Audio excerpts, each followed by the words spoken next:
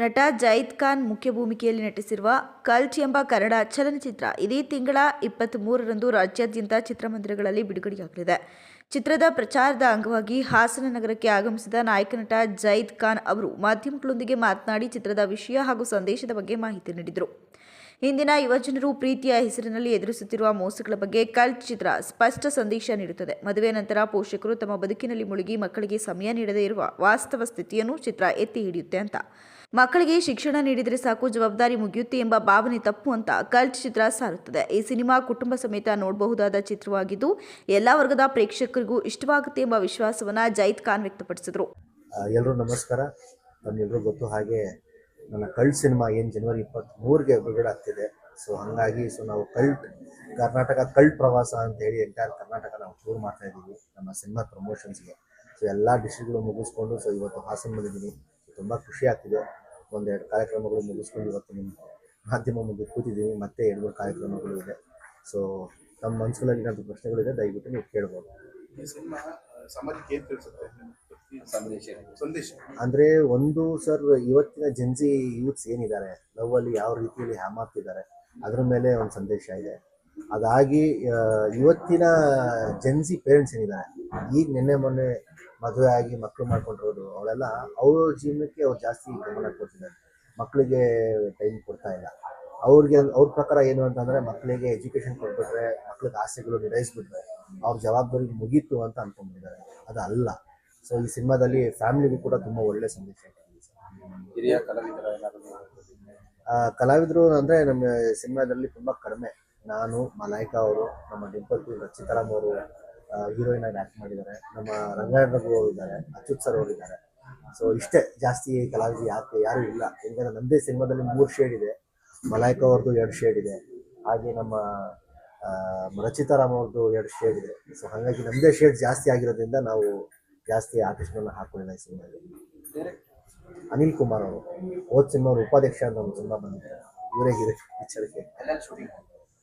ಹಂಪಿಯಲ್ಲಿ ಆಗಿದೆ, ವಿಜಯನಗರ, ಉಡುಪಿಯಲ್ಲಿ ಮೇಜರ್ ಪೋರ್ಷನ್ ಶೂಟ್ ಮಾಡಿದ್ದೀವಿ, ಚಿತ್ರದುರ್ಗ, ಮೈಸೂರು, ಬೆಂಗಳೂರು, ಎಂಟೈರ್ ಸಿನಿಮಾ ಕರ್ನಾಟಕದಲ್ಲಿ ಸರ್ ಶೂಟ್ ಮಾಡ್ತೀವಿ. ಹಾಡುಗಳು ಟೋಟಲ್ 6 ಇದೆ ಸರ್. ಇಲ್ಲಿವರೆಗೂ ನಾವು 4 ಬಿಟ್ಟಿದ್ದೀವಿ.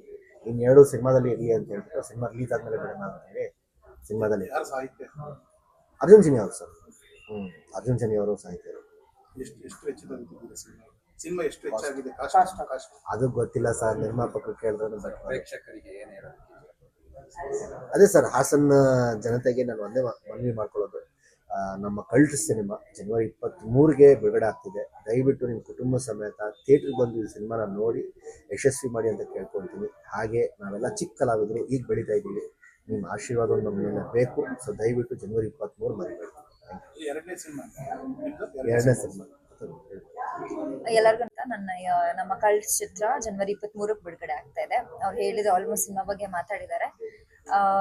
ನಮ್ಮಂತ ಯಂಗ್ಸ್ಟರ್ಸ್ ನ ನೀವು ಸಪೋರ್ಟ್ ಮಾಡಿದ್ರೆ ನಾವು ಮುಂದೆ ಹಲವಾರು ಸಿನಿಮಾಗಳು ಮಾಡ್ಬೋದು, ನಿಮ್ಮನ್ನ ಮನರಂಜಿಸ್ಬೋದು. ದಯವಿಟ್ಟು ಎಲ್ಲರೂ ಜನವರಿ 23ಕ್ಕೆ ಸಿನಿಮಾನ ನೋಡಿ ನಮ್ಮನ್ನೆಲ್ಲ ಸಪೋರ್ಟ್ ಮಾಡಿ. ಮಾಧ್ಯಮದ ಮೂಲಕ ನೀವೇ ಜನಕ್ಕೆ ತಲುಪಿಸ್ಬೇಕು, ಈ ತರ ಒಂದು ಸಿನಿಮಾ ಬರ್ತಿದೆ ಅಂತ ನಿಮ್ ಸಪೋರ್ಟ್ ಇದೆ.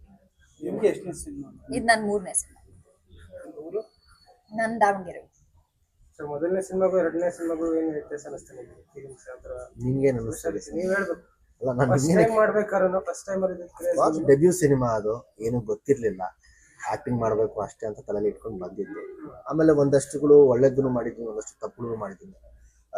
ತಪ್ಪುಗಳನ್ನ ಅದನ್ನ ತಿದ್ಕೊಂಡು ಈ ಸಿನಿಮಾದಲ್ಲಿ ನಡಿಬಾರ್ದು, ಆಗ್ಬಾರ್ದು. ಆಕ್ಟಿಂಗ್ ವೈಸಲ್ಲಿ ಆಗ್ಬೋದು, ಸಿನಿಮಾ ಮೇಕಿಂಗ್ ವೈಸಲ್ಲಿ ಆಗ್ಬೋದು, ಕತೆ ಆಯ್ಕೆ ಮಾಡ್ಕೊಳ್ಳೋದ್ರಲ್ಲಿ ಆಗ್ಬೋದು. ಅದೆಲ್ಲದರಲ್ಲೂ ಕೂಡ ತಿದ್ಕೊಂಡು ಸರಿ ಮಾಡ್ಕೊಂಡಿದ್ದೆ ನನಗೆ ಅನ್ಸುತ್ತೆ. ಒಂದು ಒಳ್ಳೆ ಮೆಸೇಜ್ ಕೊಡುತ್ತೆ, ಖಂಡಿತವಾಗ್ಲೂ ಕೊಡುತ್ತೆ ಸರ್.